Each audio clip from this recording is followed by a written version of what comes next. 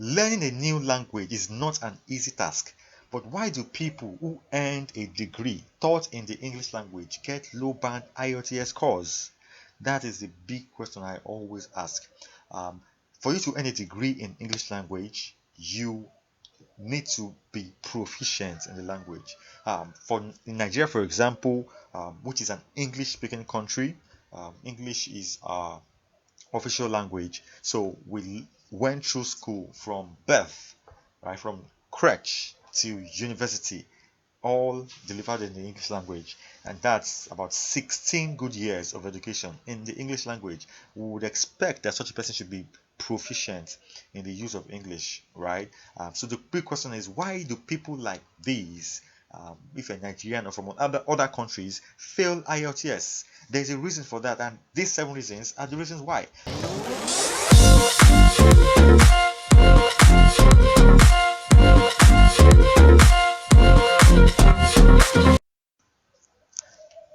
Welcome back to the IELTS Simplified course, which is to help you simplify your journey to a band 8 plus.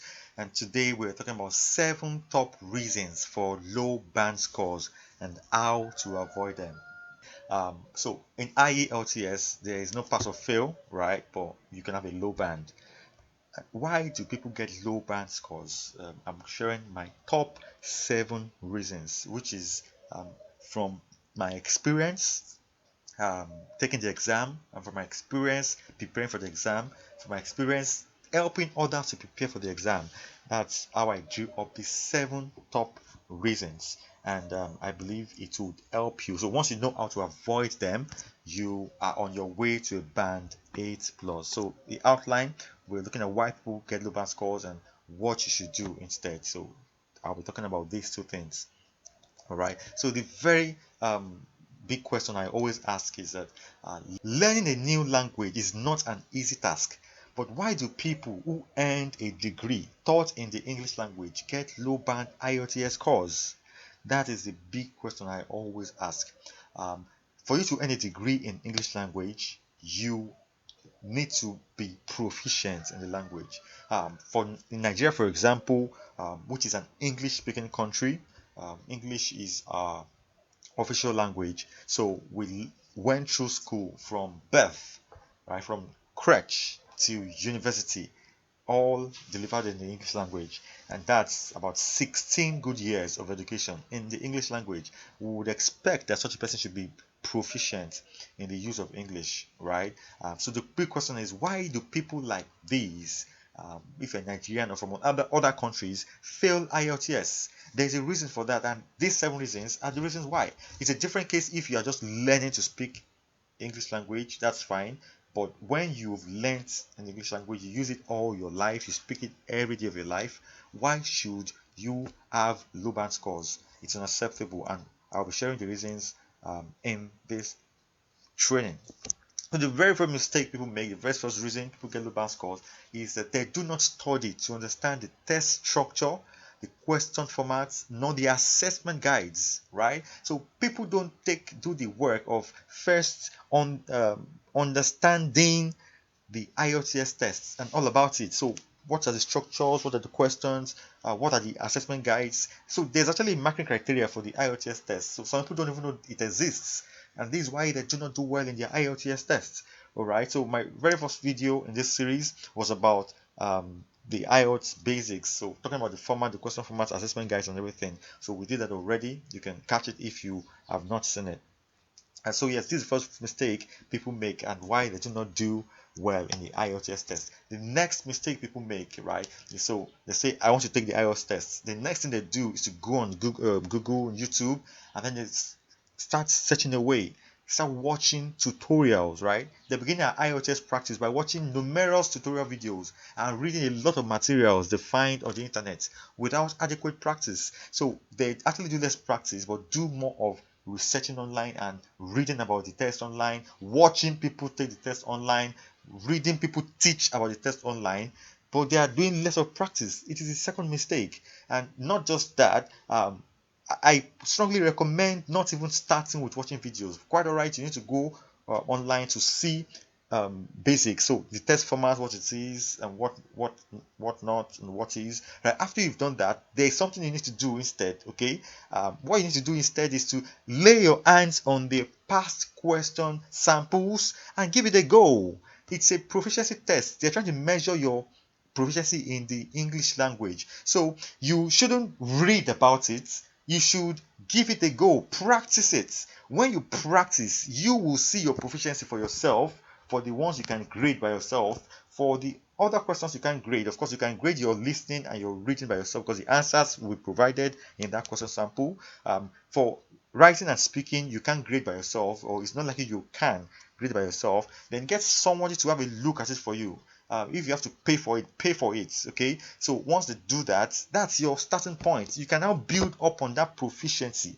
But if you watch videos, you can watch hundreds of videos, but still you do not know your proficiency. Still, you will not be able to measure your proficiency, and nothing else will help you measure your proficiency if you do not practice. It is only practice that can help you measure your proficiency, and then you know what exactly to do next to improve that proficiency. So that is my recommended strategy in a nutshell. And not doing it is the reason why many people do not do well in their IELTS test. The very second reason why that is so. So the third reason we're talking about, mistake 3, is that they use substandard materials and test questions that do not meet the IELTS standards. Yes, so because they're practicing online, they are reading all sorts of materials, all sorts of resources from experts, and hopefully from experts, but many times from quacks, from people who do not really understand the IELTS. In fact, some people have not taken the test.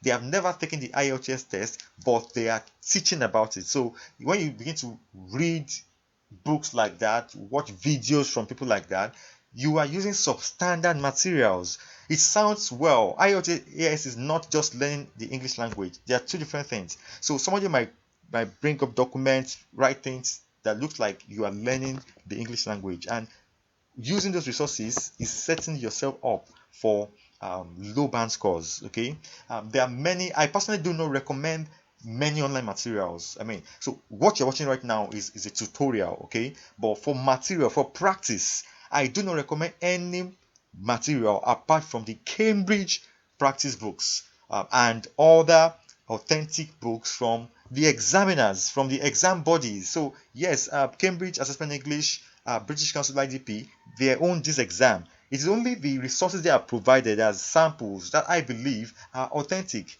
Any others are not authentic. Now you might get a book. I've also written a book. You might get a book that teaches you how to answer questions, approach questions. That's not what I'm talking about. I'm talking about questions where someone else tells you, buy this book. It contains IELTS questions you can practice from. Is that book from Cambridge Assessment English? Is that book from the British Council? If not, then there is no guarantee that the questions in that book is the same standard as the real IELTS test.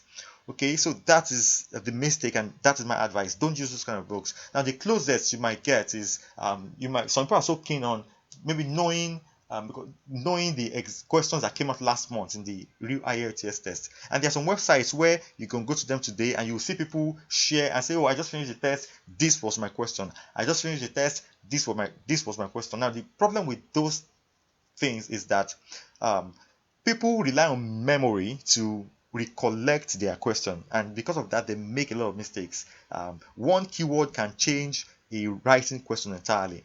Okay, one keyword can change a speaking question entirely. So when you are so keen about getting the latest questions that came out last month, that came out last week, that came out 2 months ago, you might be getting erroneous questions, and which might actually also set you up for low band scores. Okay, so and I also just want to add here that what is the value of knowing questions that came out last month? As far as I'm concerned, it doesn't have any value. IELTS is a proficiency test. It's either you are proficient or you are not. If you can answer Cambridge Practice Book 13 well, you'll be able to answer Cambridge Practice Book 15 well, and you'll be able to answer your real test well. So the test that came out last month, you'll be able to answer it well. It's about proficiency. It's either you are good or you are good. If you are not good, you are not good. Okay, and it's not like they repeat questions. They don't repeat questions every every month. So they have this pool of questions. Let me just give an example. Let's say 3,000 questions that they can pick from at any point in time. Okay, so even if you get a repeat question, they might not repeat a question in 2 or 3 years.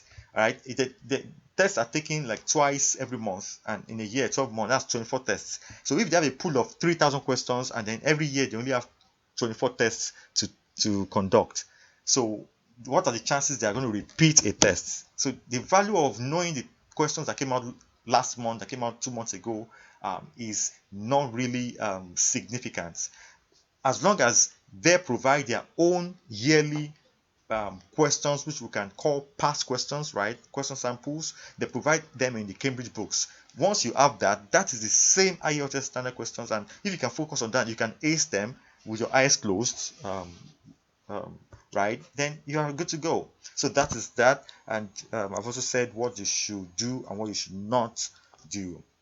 All right, so of course the Cambridge practice books, you can always they are for sale, I believe. The bodies sell them, but these days you see them online, isn't it? A simple Google search and I'm sure you'll find these books. So currently they release a book every year. We have Cambridge books 1 to 15 currently. 15 was released in the year 2020, so 2021 I'm sure they're going to release 16. So it comes with the audio for listening, and then the other questions. So next is the fourth error people make is that they practice mostly online when you're taking a paper-based test. So I said earlier that most people take a paper-based test, and then you find these same people practicing online. I always don't get that logic. Now we are online right now watching a tutorial. That's fine, that's understandable. But after this tutorial, you should go offline, get a pen and paper, and practice. If you are taking a paper-based test, all right. So get the questions, get the pen and paper, and put pen to paper and practice. Okay, if you are doing a paper-based test, why are you on YouTube practicing questions on YouTube?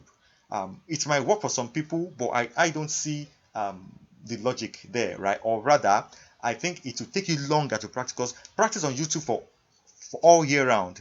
The first time you pick pen on paper, it's a different experience. So why not shorten that curve? And that's also why I say I help people prepare for IELTS in the fastest possible time, because I let you know this ab initio, right? So you just delve into the important things right straight off. So not like you spend time beating around the bush, learning things you do not need. Okay, so just get pen and paper and practice. Now, if you are taking a computer delivered test, it's a different case, okay? And you shouldn't even be practicing on some platforms. You should practice on platforms that simulate the examination. That is the best experience, the closest experience to the real IELTS computer delivered test. All right, and there are a number of them. Of course, they would not be free.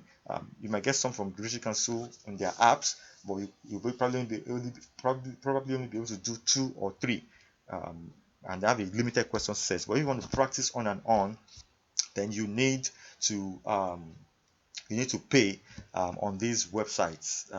And I also have one I can hook you up with, quite cheap and affordable.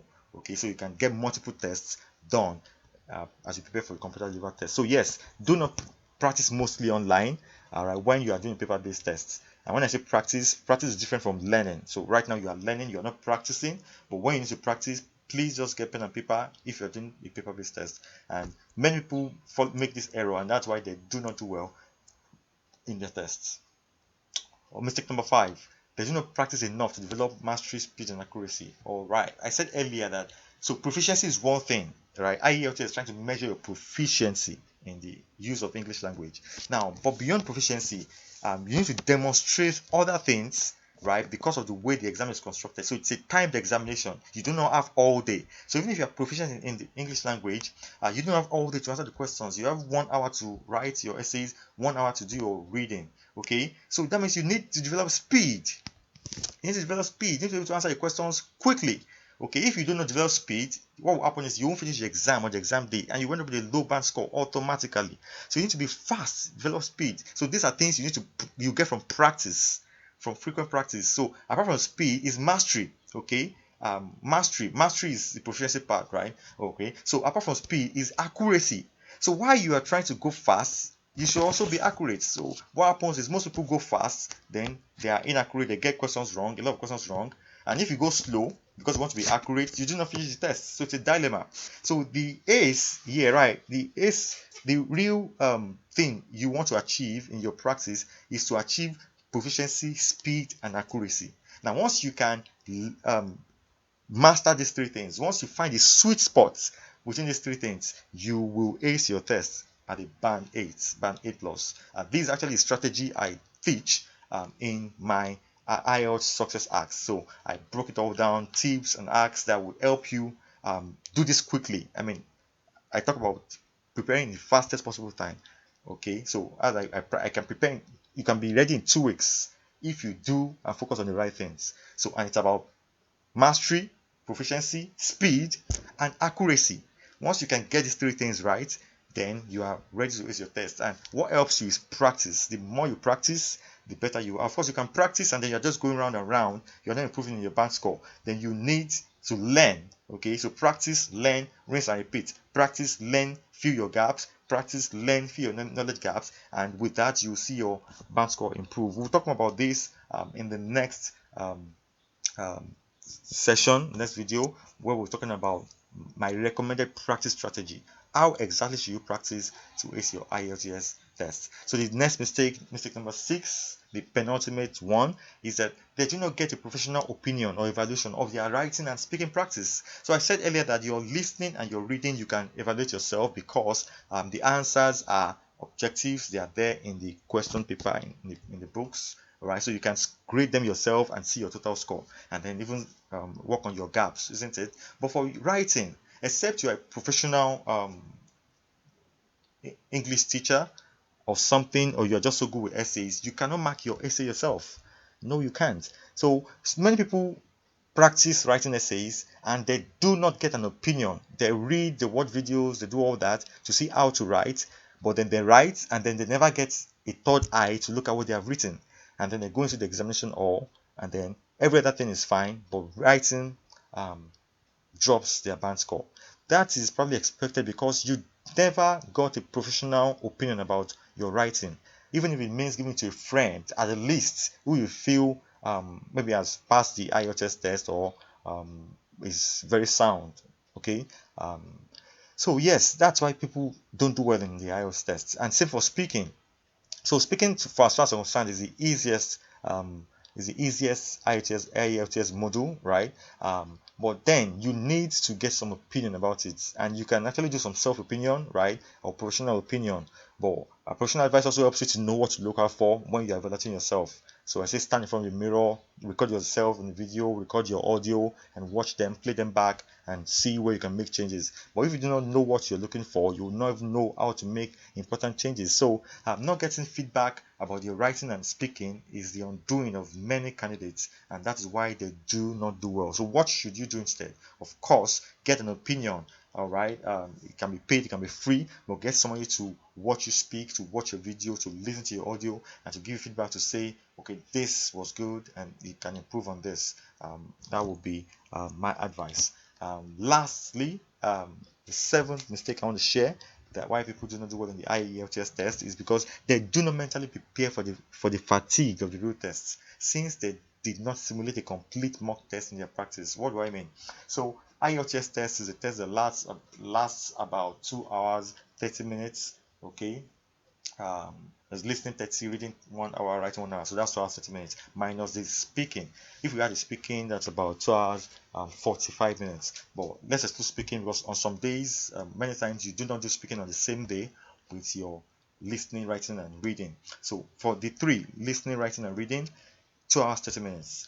And you have to sit on the spot, and of course you get toilet breaks, but you have to sit focused to take the test at a go. So some people practice for the tests quite alright, simply. So they practice for listening today, practice for reading tomorrow, practice for writing the day after.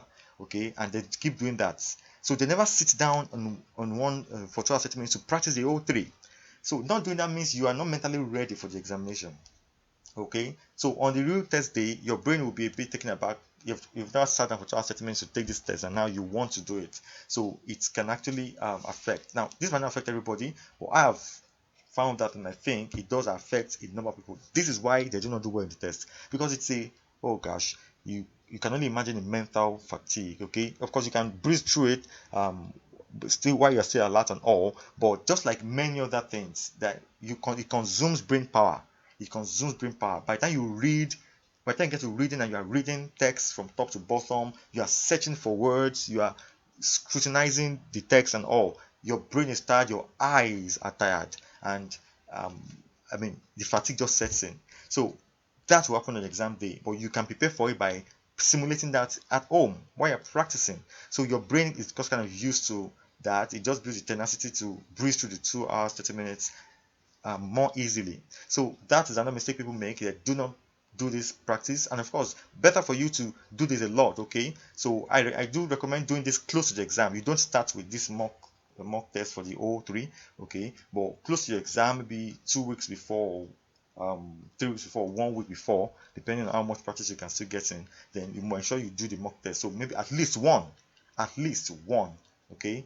And of course, I will expect that your scores, your grades for when you do the mock test will be very close to what you have been having before that day, if not the same or if not better. Because I always think that in the exams, people should do better in the examinations because you'll be in beast mode. All the practice you've been doing over the months, over the weeks, is for that day. So I expect that your hormones are pumping, you are much at alert.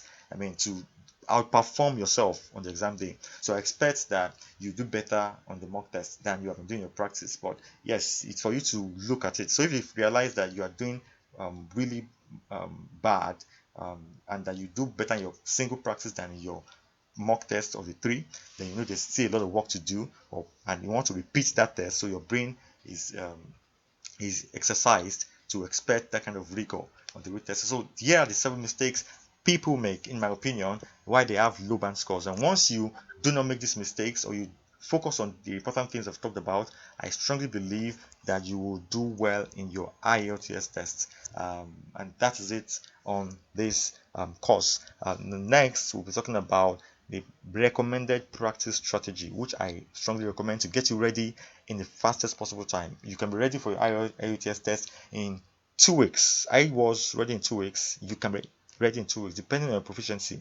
But yes, you'll find out on my next course. And yeah, so this is Ebenezer, rooting for you, rooting for your success in life and career, and of course your relocation goals, whether for study or for immigration, or whether you're immigrating for work.